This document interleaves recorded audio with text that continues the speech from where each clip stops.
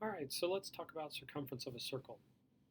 The circumference of a circle, C, is C equals 2 pi r, where d is the diameter of the circle and r is the radius of the circle in our picture down here.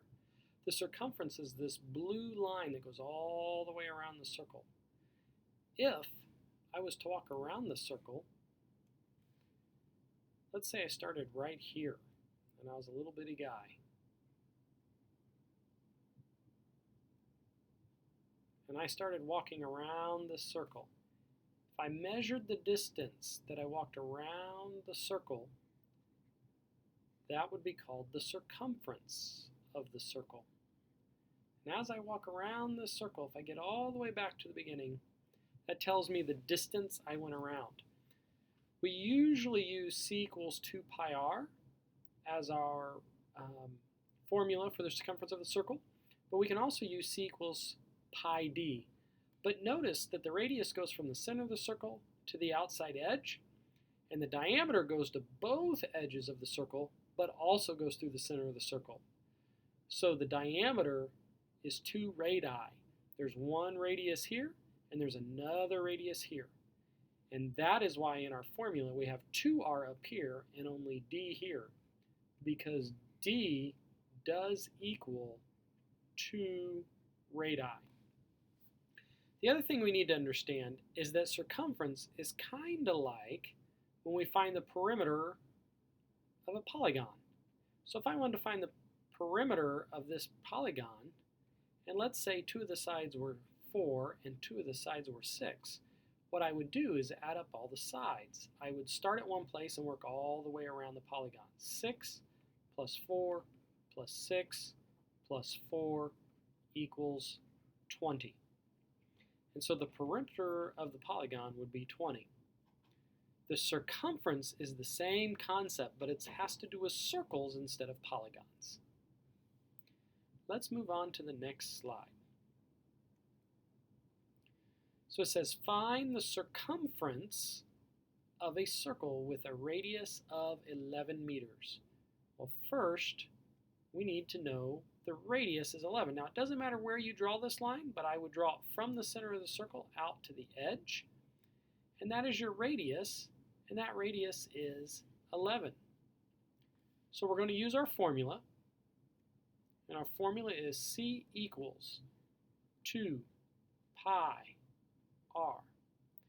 And I'm simply going to take what my radius is, which is 11, and I'm going to plug it in for this variable right here. So we end up with C equals 2 pi times 11.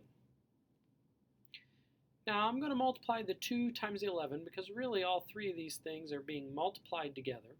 So I can multiply 2 times 11, which is 22, and I get C equals 22 pi. Now we know this to be called the exact value.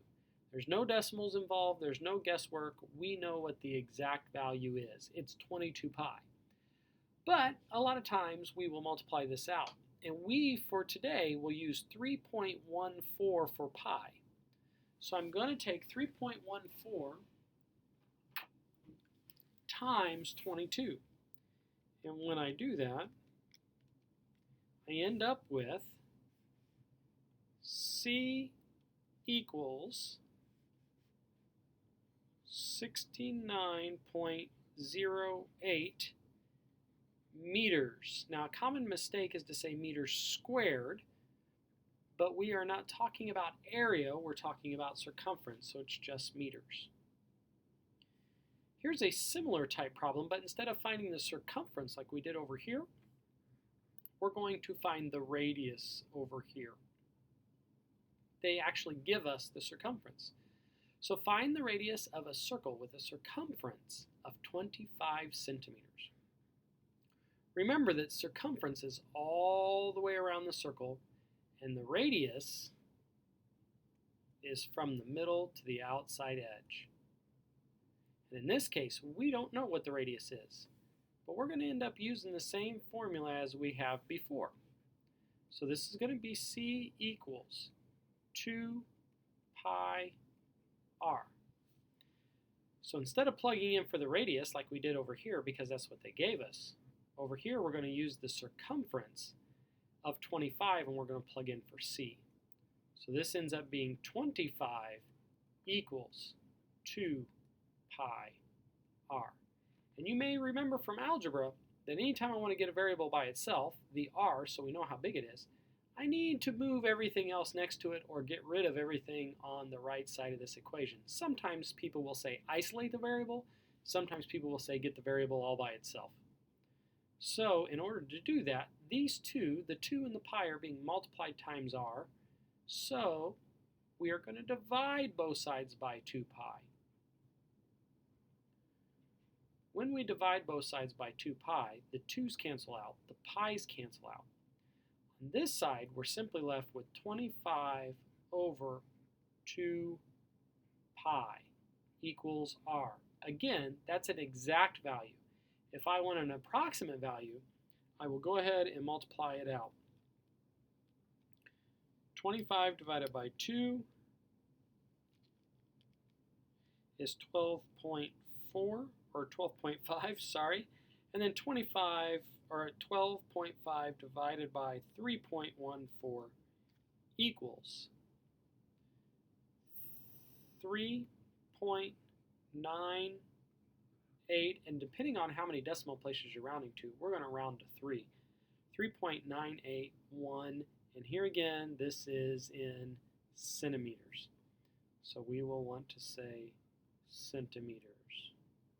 Oh, I'm running out of room. That's not good, is it?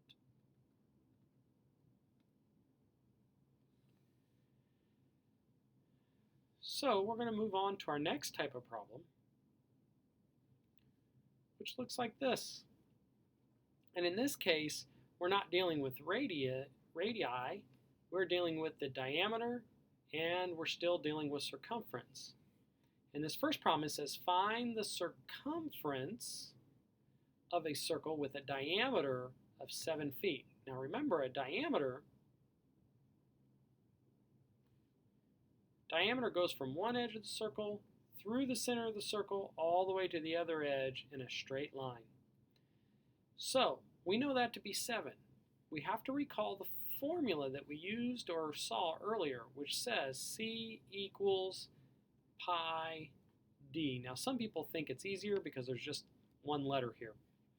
Again, the diameter equals 7, so we're going to plug in for the variable d and use 7, so C equals pi 7. And normally we don't write the number after the pi, we would write it in front of it, just like if this was a variable. But for our purposes, we're just plugging straight in first, so I would rewrite this as C equals 7 pi. And that, of course, would be my exact value. In order to find my approximate value, I would multiply 7 times 3.14. And 7 times 3.14 is 21.98. And again, this is in feet, 21.98 feet. And that says if you start walking around that circle, you're going to cover 21.98 feet, or almost 22 feet. Like the other radius problem we did, we're going to find the diameter of a circle with a circumference of 15 inches. Now 15 inches is all the way around the outside. We're still going to use this same formula, C equals pi d. And when we do that, we're going to plug the 15 in for the circumference, because that's what they told us it was, equals pi d. The pi is being multiplied times a d. We need to get d all by itself, or isolated on the right-hand side of the equation, so we need to get rid of pi. In order to get rid of pi, we do the opposite. Pi is being multiplied times d, so we're going to divide both sides by pi. When we do that, we end up with 15 pi equals d, because the pi's cancel each other out. This, again, is the exact value. To get the approximate value, we're going to take 15 divided by 3.14, And we're going to end up with 4.777 equals D. So far, so good.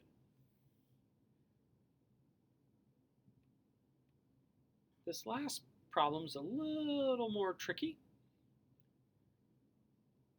What we'll need to do is it tells us this is a tire. How far does the tire travel when it makes 12 revolutions? Now, I didn't give you any measurements here, so let's go ahead and call this inches. And I have a little kid at home, and he has a bike that has a 10-inch diameter wheel. So we're going to find out how far he travels when he makes 12 revolutions. The question first you might have is, what is a revolution? A revolution is one spin all the way around the circle. So really, one revolution is equal to the circumference in terms of distance. So if we make 12 revolutions, we have to multiply that circumference by 12. But we don't know what the circumference is, so let's find it. Did they give us a radius or did they give us a diameter? They gave us a radius. From the center of the circle out to the edge is a radius. So we're going to use our formula, which says C equals 2 pi r. R we know is going to be 5, so C equals 2 pi times 5. So these are all being multiplied together. Sometimes we put little multiply signs in between them. So C is going to equal 10 pi. And again, that's the exact value, but we really want to know how far they traveled. So we're going to take 10 times 3.14, which is going to end up with C equals 31.4 inches. All right. Now that we know that it's 31.4 inches all the way around one time, we now need to take that times 12. So we're going to do 31.4 times 12. When we take 31.4 times 12, we come out with 376.8 inches. Now, I don't know about you, but I don't think about 376.8 inches. A better measurement might be feet. So I'm going to convert this into feet. Well, in order to convert it into feet, I need to know there's 12 inches in a foot. So I'm going to take my 376.8 and I'm going to divide by 12 to get it to feet. And what I come to find out is they would have gone 31.4 feet. Thank you for listening. Have a great day.